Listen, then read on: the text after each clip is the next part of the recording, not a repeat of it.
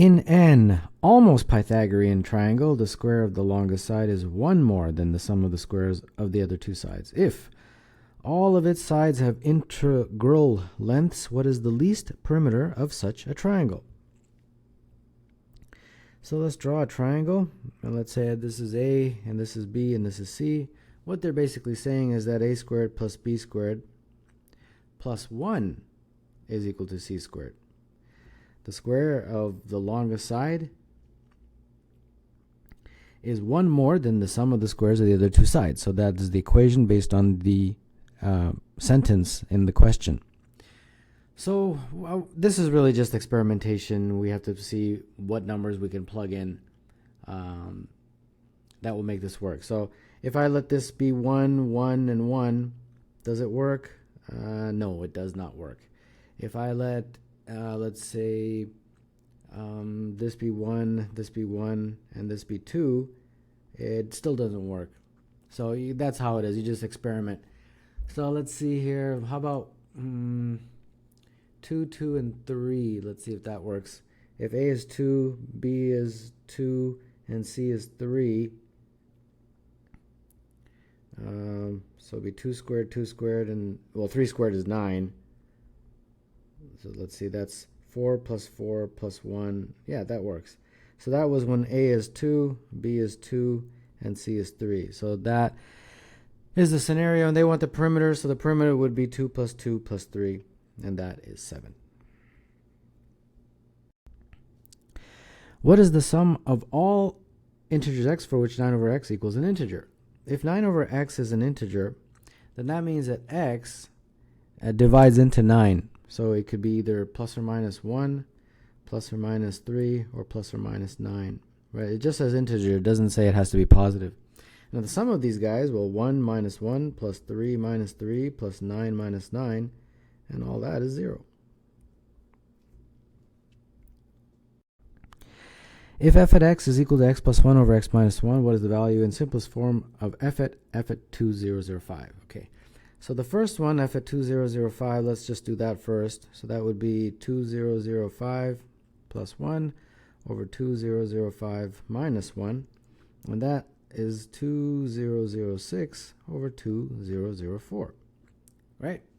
Or you can reduce this 1003 over 1002. And then we have to do the f again. So f at 2005, well, f at 2005 we just got as 1003 over 1002. So then we just apply it to this formula. So it would be 1003 over 1002 plus 1, and then the same number minus 1. Okay.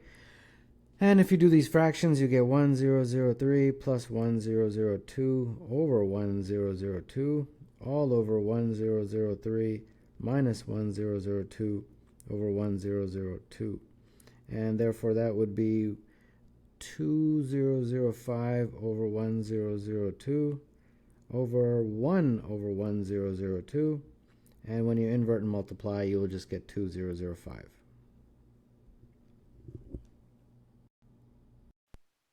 Six different gold bars were for sale.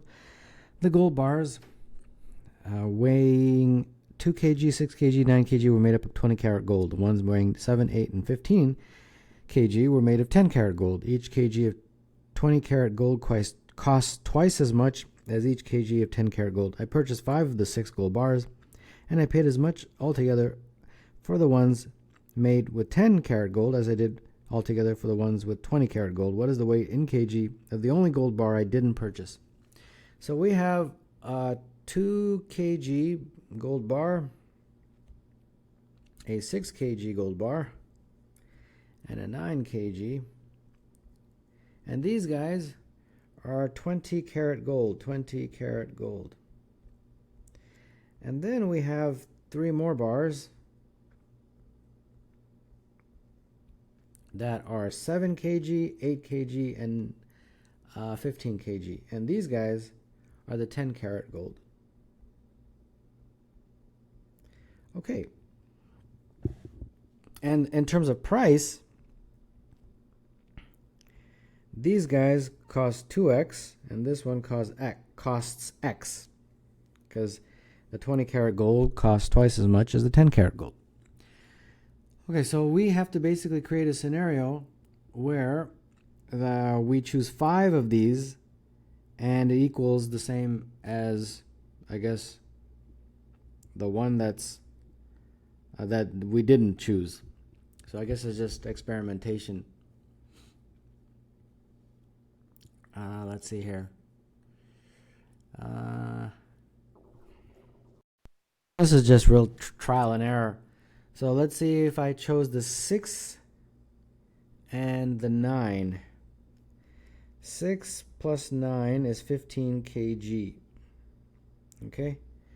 And then 15 kg times the price, which is 2x, is 30x. Okay.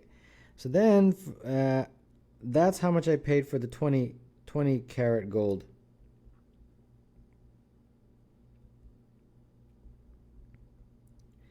So the amount I paid for the 10 karat gold is, I paid as much altogether for the ones I paid for 10 karat and 20 karat. So these have to be equal. So if I choose, let's see, what do I have to choose to get this equal? How about the 7 and the 8 here? That would be 7 plus 8, which is again 15. Oh no, I'm going to choose the 7, 8, and the 15. Yeah. So 15 plus 7 plus 8, and that will be 30. And then the price will be 30 times x, which is obviously 30x. So that means for the 10 karat gold, I'll have paid 30x, and therefore that equals that. So I guess what they're getting at is the only one that I didn't choose was this guy. So the answer, I guess, to this question is the 2 kg bar is the one I didn't choose.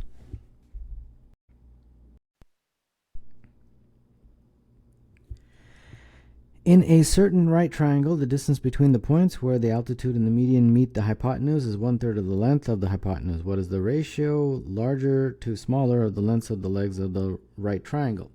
Okay, so let's label this since we already have it. Let's see here. We'll call this A, call this B, and then let's see here. Let me go back to the question here. The distance between the points where the altitude and the median meet of the hypotenuse, 1/3 of the length of the hypotenuse. Okay, so this, if the whole thing, let's say, is 6x, 1/3 of the length of the hypotenuse. I think what they mean is this distance from D to E.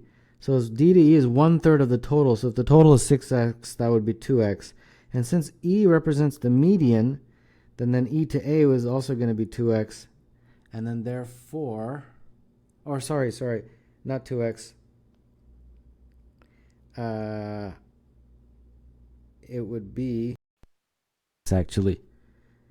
Yeah, and then therefore that would be x from B to D. Let's see if this all works out. The median is E, so B to E would have to be the same as E to A.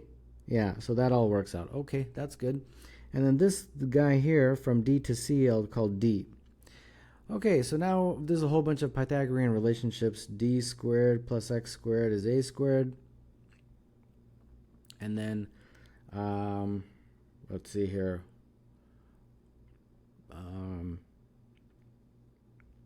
What else do we have?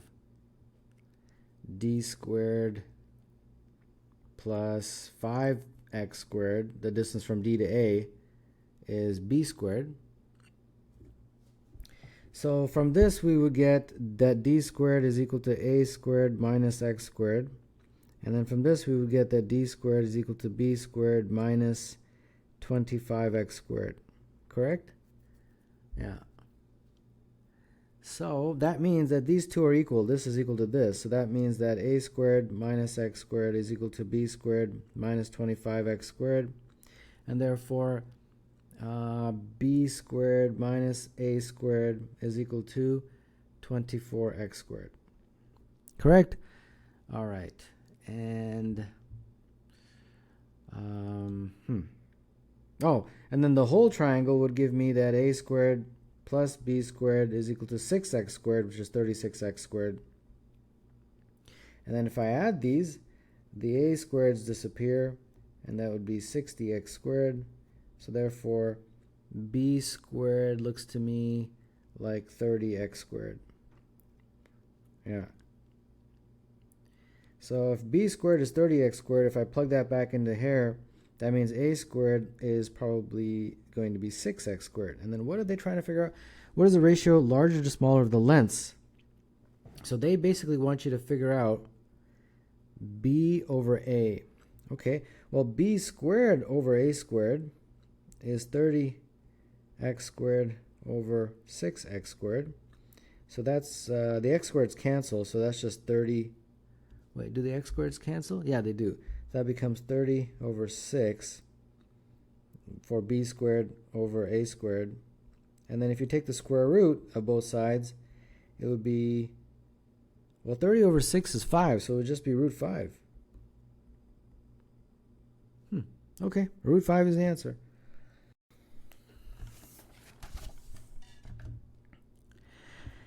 I alternately toss a fair coin and throw a fair die until I either toss a head or throw a 2. If I toss the coin first, what is the probability that I throw a 2 before I toss a head? Okay, so we have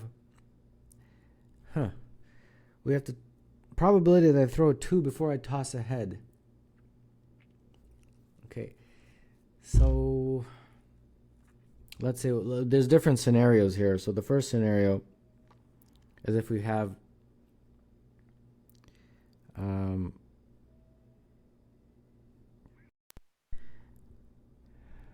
so the coin is first, okay, and then we have the die. Okay, so we want to figure out throw a 2 before I toss a head.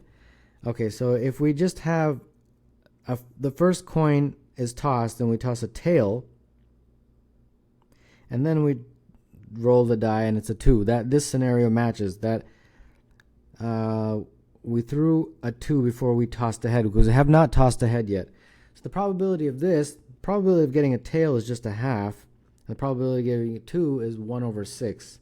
And the probability of both, you'd have to multiply it to be 1 over 12. Okay, so that's the first scenario. The second scenario of that you have a tail, then you don't get a 2, then you get a tail, and then you get a 2. And so the probability of this is, this one would be 1/2, not a 2, so 5 over 6. And then another tail, and then a 2, which is 1 over 6. So this looks to me like 5 over 12 times 1 over 12. Yeah. Just got to make sure I do this correctly. 5 over 12 times 1. Okay. Then we get the next scenario. So t and not 2, t and then not 2, and then t and then a 2. That's a scenario. And this one, the probability would be 1/2 times 5 over 6 times 1/2 times 5 over 6 times 1/2 times 1 over 6. So this is 5 over 12 squared times 1 over 12. Okay, there's a little bit of a pattern there.